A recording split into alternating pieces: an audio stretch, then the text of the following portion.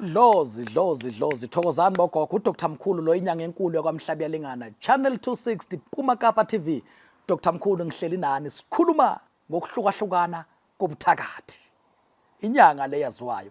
Cabanga ukuthi thokozela uhlelo lami oluthi ngihawukele thonga lami uhlelo laba bendabuko. Jabula nami ubukele ukuthi uDr Mkhulu ukuphatheleni. Ngiyawugaya ngiphethe umuthi mina abagulayo, abadinga ukuthwala, abadinga impumelelo. Ubaba kaBoy lo, ubaba kaMashilami kwamhlabi yalingana ngiyawugaya. Ngiyanithanda. Today ngifuna sikhulume kabanzi ngokuthwala, sikhulume kabanzi ngokuthwetshulwa komuntu, sikhulume kabanzi ngomuntu ozalwe embethe. Kushubile ke namhla ngiyazi ukuthi abaningi bamangala uDr Mkhulu inyanga enkulu eyaziwayo kwamhlabi yalingana, inyanga ethwalisa abantu, inyanga eyenza abantu babe nemali. Namhla sikhuluma ngokuthwala. Ukuthwala ngifuna ukuchaza kabanzi abantu ba-understand ukuthi ukuthwala yini.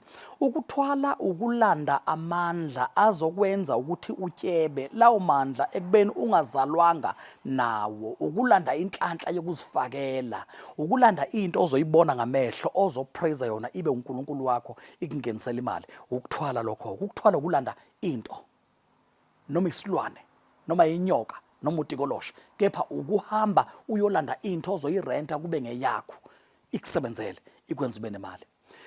Ngifuna ukungena deep lapha ekuthwaleni. Ngiyazi ukuthi abantu abaningi ukuthwala namhla bakubona kuyinto ebhedayo, bakubona kuyinto embi, abanye bayakuncoma bathi ku right, abanye bathi akho right. Ngifuna ukuthi ba understand abantu ukuthwala bekuvele kukhona emandulo namanje kusekhona. Kuyohlale kukhona kusoze kwaphela. Angenza iexample. Abantu abaningi badidekile bezokuthiwa khona Illuminati, bacabanga ukuthi Illuminati akukhona ukuthwala. Illuminati ukuthwala. Illuminati ukubranda lawo mathatho ahambisana naleyo nkolo naleyo sign leyo obhilivela kuyo ukuthi iyona ekwenza ube nemali. Uma uthwala ngento oyibonayo. Uthwala ngento oyibonayo. Mina uma ngithi uMashilami ngikhuluma ngendoda engithi uma ngibiza izigijima ugijima mfana wami, agijima umfana momfishana ongaka ezafika guqe phansi ngamadolo ngimbuza ukuthi today uzokwenza malini, uzokwenza inani, asho ukuthi esikhwameni sakho madala kuzokwenza lokhu nalokhu nalokhu nalokhu. Okwenze ngithatha isinqumo sokuthwala inhlupheko. Inhlupheko iyakwenza ukuthi ungene ezintweni abantu abanye bathi zimbi, abanye bathi right. Ngingene ekuthwaleni ngoba ngihluphekile. Today ngiright, kuhamba kahle. Understand ukuthi uma ngabe uyothwala, hamba uye kugqirha wesintu, uhlale naye phansi umbuze kabanzi ukuba lento azokunikeza yona ayizukubulalela yini umndeni wakho, because abantu abaningi badidekile bezwa inhlupheko, bezwa indlala, bezwe inhlupheko, bezwe indlala esiswini, bagijime balande izinto, bangabuzi uma efika phambili ukuba lento engiyithathayo noma lento onginika yona dokotela ayizukubulala yini umndeni wami na.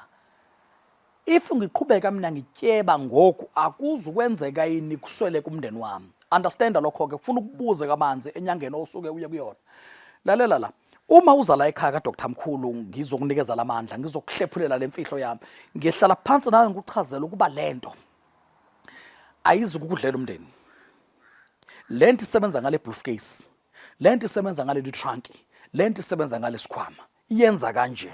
Ngikwenzela ama practical ubone life ngihleli nawe la ubone umphumela ukuthi normal lento iyasebenza. Ungayithathi into umuntu afika kunikeza into athi lento le uzohlala uyixhelela ibhokwe, uyohlala uyixhelela igusha, uzoyixhelela inkomo, uzoyixhelela inkukhu. Qaphela into echitha igazi izohamba egqibeleni kwakhona igcine seyichitha igazi ebantwini basekhaya ohleli nabo. Abantu kufuna ba understand ukuthi uma uthwala awuthwali ngomuntu wangaphandle, awuthwali ngomuntu ongamazi. Uma uthwala ngomuntu oyigazi lakho, lona futhi ozwana naye kakhulu, lona omthandayo naye okuthandayo. Angeke ukwenza ukuthi uzothwala ngomuntu ombona estradini edlulela, ubone umuntu edlula estradini so ungathwala ngaye, akwenzeka akhambi kanjalo. Uma uthwala, that why uthwala ngonkosikazi wakho noma ingane yakho. Uma uthwala ngonkosikazi wakho noma ingane yakho, yonke into yakho ikhambela kahle kakhulu, iba namandla kakhulu, bakubona ukuceba ngokukhulu ukuphuthuma. Why na? Uthwale ngomuntu okuthandayo, uthwale ngomuntu owazi kahle ukuthi angeke avuka kujikelile, uyakuthanda impilo yakhe yonke. Akwenzeke uthwale ngomuntu wangaphandle. Abantu abaningi badidekile babona umuntu ecebile bathi hayi wathwala ngengane kabani. Alisebenzi idlozi okungalonela kini, akasebenzi umuntu okungasiwa kini. Qaphela kuronke lokhu ukuthwala ngegazi ngoba utyeba iminute after 2 years kuphelile, utyeba 1 month uya ku 2 years kuphelile kushabalala yonke into yakho, kuwe kwazimoto lezo onazo zakanokusho, kufe kwamfuyo onayo, kuphele kwamndeni, usale wena uzo-enjoya nobani?